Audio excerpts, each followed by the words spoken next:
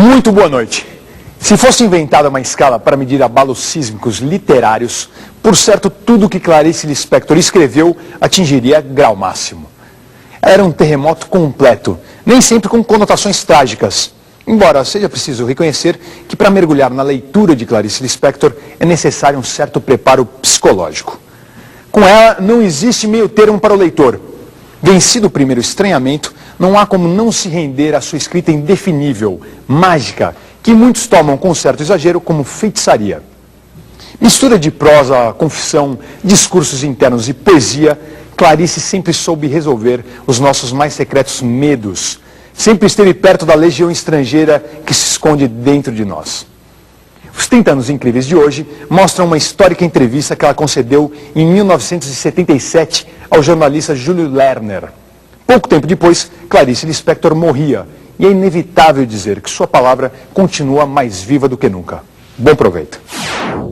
Clarice Lispector, de onde vem esse Lispector? Eu não sei, eu perguntei, é um nome latino, né? E eu perguntei ao meu pai desde quando havia Lispector na Ucrânia. Ele disse que de gerações e gerações anteriores.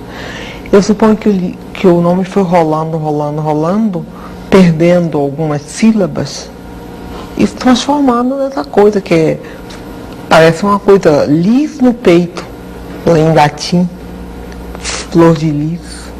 Quer dizer, é um nome que quando eu escrevi meu primeiro livro, Sérgio Millier, eu era então completamente desconhecida, é claro.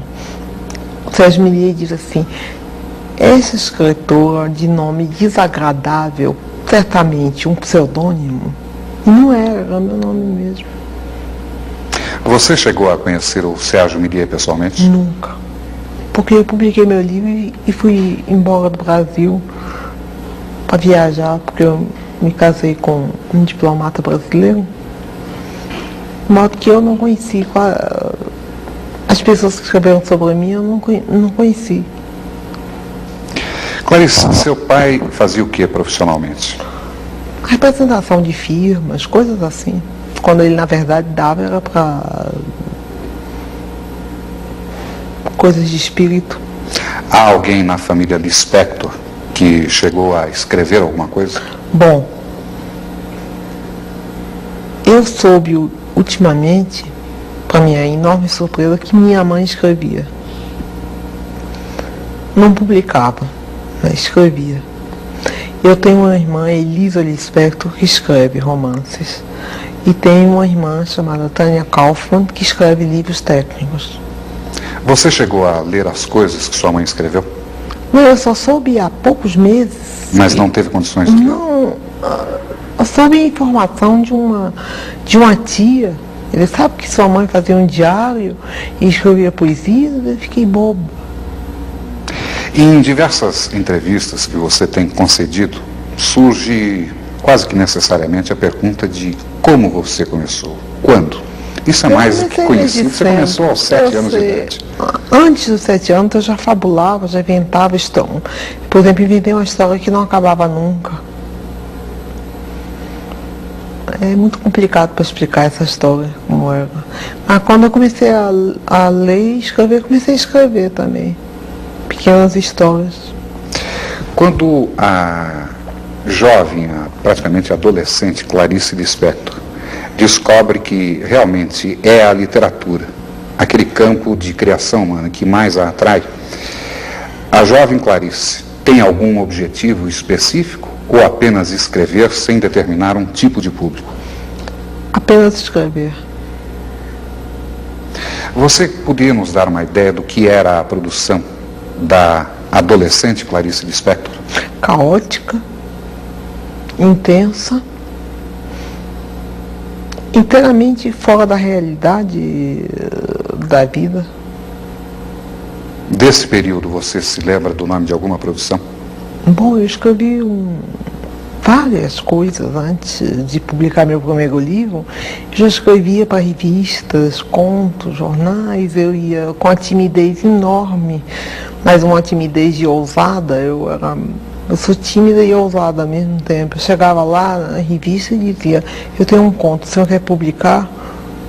Aí eu me lembro que uma vez foi o Raimundo Magalhães Júnior, que olhou, leu um pedaço, olhou para mim e disse, você copiou isso de quem? Eu disse, ninguém, é meu. Ele disse, você traduziu? Eu disse, não. Ele disse, então eu vou publicar. Era assim, era nessa base. Você publicava essas obras em quais publicações? Ah, não me lembro. Jornais, revistas. Clarice, a partir de qual momento você efetivamente decide assumir a carreira de escritora? Eu nunca assumi. Por quê? Eu não sou uma profissional, eu só escrevo quando eu quero. Eu sou uma amadora e faço questão de continuar a ser amadora. Profissional é aquele que tem uma obrigação consigo mesmo de escrever. Ou então com o outro, em relação ao outro. Agora eu faço questão de não ser um profissional, para manter minha liberdade. A sua produção ocorre com frequência? Você tem períodos de produzir intensamente? Tem período de produzir intensamente, tem períodos hiatos, em que a vida fica intolerável.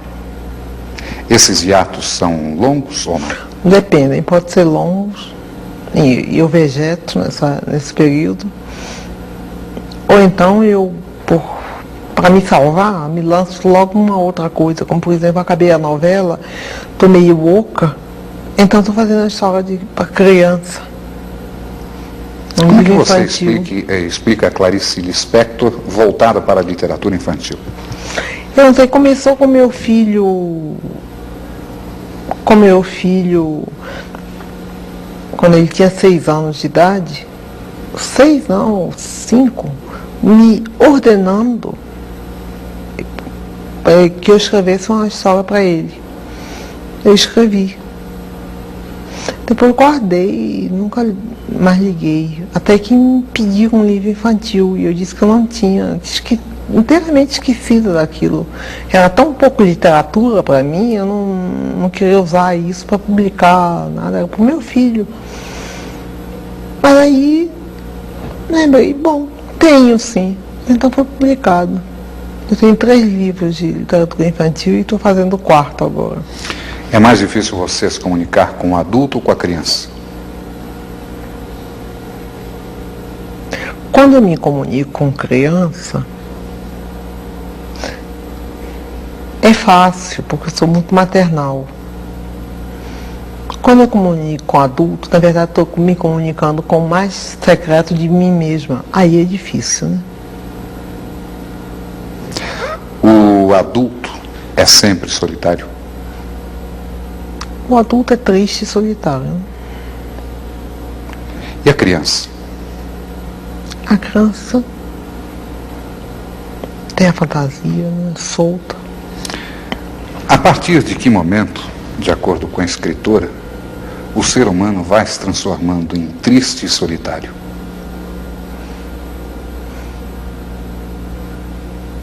Isso é segredo. Desculpa, não vou responder.